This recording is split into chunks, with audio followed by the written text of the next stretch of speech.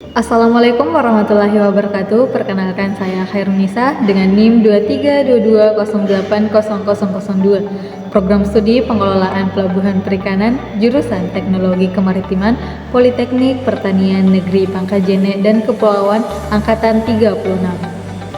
Di sini saya akan menjelaskan tentang peraturan pencegahan tubrukan di laut atau yang biasa kita sebut dengan P2TL adalah sekumpulan aturan internasional yang bertujuan untuk mencegah terjadinya tabrakan antar kapal di laut.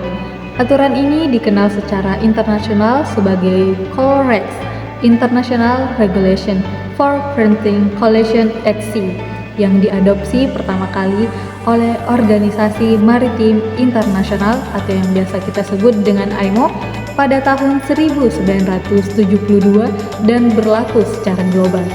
Peraturan pertama. Peraturan ini menjelaskan tentang cakupan penerapan peraturan. Intinya, seluruh kapal baik sipil maupun militer wajib mematuhi aturan P2TL selama berlayar di laut bebas maupun di perairan dalam negeri yang dapat dilayari.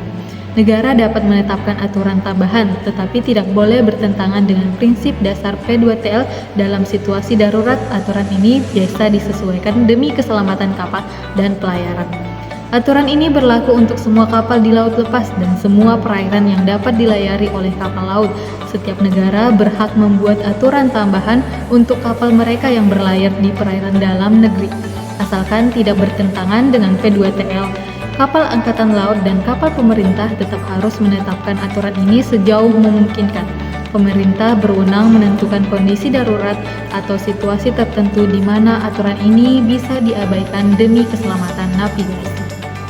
Selanjutnya ada Aturan 2. Aturan 2 menekankan bahwa tanggung jawab untuk menghindari tabrakan tidak hanya bergantung dan mengikuti aturan secara kaku, tetapi juga pada inisiatif dan pertimbangan profesional dari setiap pelaut.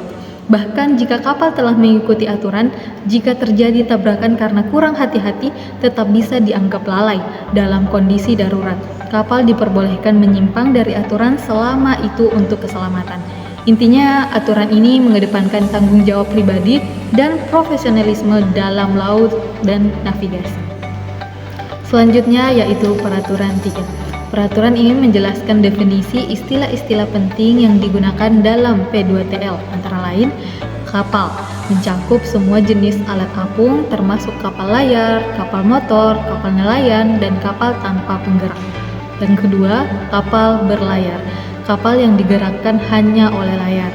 Yang ketiga, kapal tenaga atau mesin, kapal yang digerakkan oleh mesin. Yang keempat, yaitu kapal terbatas kemampuan bermanuver, yaitu kapal yang karena sifat pekerjaannya yang tidak bisa bergerak sesuai dengan aturannya, misalkan kapal pengeruk. Yang kelima, yaitu kapal tak dapat dikendalikan, yaitu kapal yang tidak dapat dikendalikan karena kondisi tertentu seperti terjadinya kerusakan. Selanjutnya yaitu Peraturan 4 yang membahas tentang bagaimana kapal harus bertindak untuk mencegah tabrakan.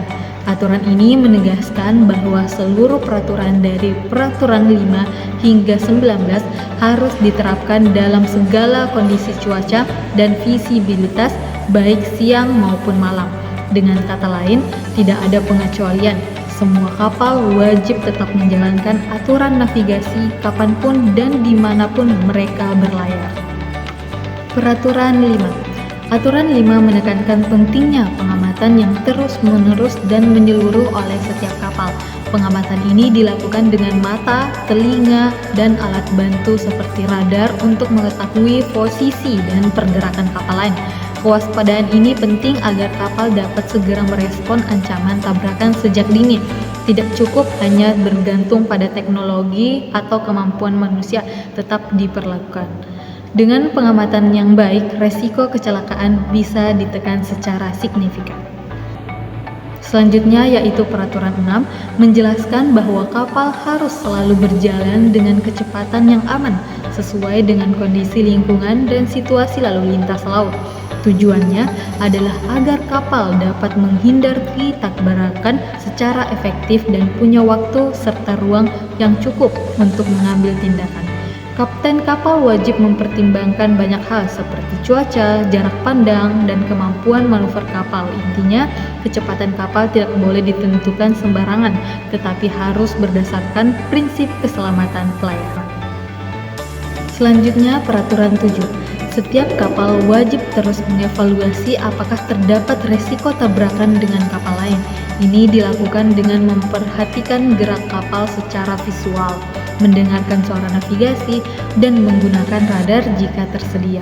Jika posisi kapal lain tampak tetap di tempat semenjak jarak makin dekat, maka resiko tabrakan sangat mungkin terjadi. Bahkan ketika situasi belum jelas, kapal harus tetap mengasumsikan adanya risiko dan bersiap mengambil tindakan. Kewaspadaan ini penting demi keselamatan semua pihak di laut. Selanjutnya, yaitu ada Peraturan 8. Mengatur tentang bagaimana kapal harus bertindak untuk menghindari tabrakan.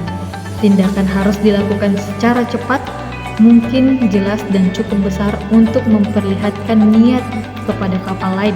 Dalam beberapa kondisi, yaitu mengurangi kecepatan atau bahkan berhenti bisa menjadi pilihan terbaik. Peraturan 9, yaitu mengatur perilaku kapal di saluran sempit seperti sungai, kanal, atau jalur pelayaran terbatas. Dalam kondisi ini, kapal harus tetap di posisi kanan dan berhati-hati terhadap kapal lain yang memiliki keterbatasan manuver.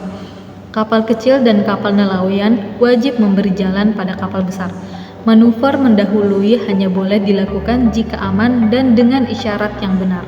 Pengamatan ekstra perlu dilakukan di tikungan tajam dan berlabuh di jalur sempit. Sangat tidak disarankan kecuali dalam kondisi darurat. Intinya, keselamatan dan keteraturan navigasi sangat dijaga dalam jalur terbatas ini. Selanjutnya, Peraturan 10, yaitu aturan terakhir yang mengatur tentang penggunaan jalur pemisah lalu lintas yang mirip seperti jalur jalan tol laut. Tujuannya adalah untuk mengurangi risiko tabrakan di perairan padat lalu lintas. Kapal harus masuk jalur dengan cara yang aman, berlayar sesuai arah yang ditentukan, dan melintasi jalur yang hanya boleh dilakukan bila perlu dan secara tegak lurus. Kapal nelayan, kapal layar, dan kapal kecil harus berhati-hati agar tidak mengganggu kapal besar di jalur ini. Semua tindakan di jalur ini harus dilakukan dengan penuh kehati-hatian dan penuh tanggung jawab. Itulah tadi 10 peraturan pencegahan tubrukan di laut secara internasional. Lebih dan kurangnya presentasi saya mohon maaf dan mengucapkan banyak-banyak terima kasih kepada teman-teman yang telah mendengarkan presentasi saya. Sekian, wassalamualaikum warahmatullahi wabarakatuh.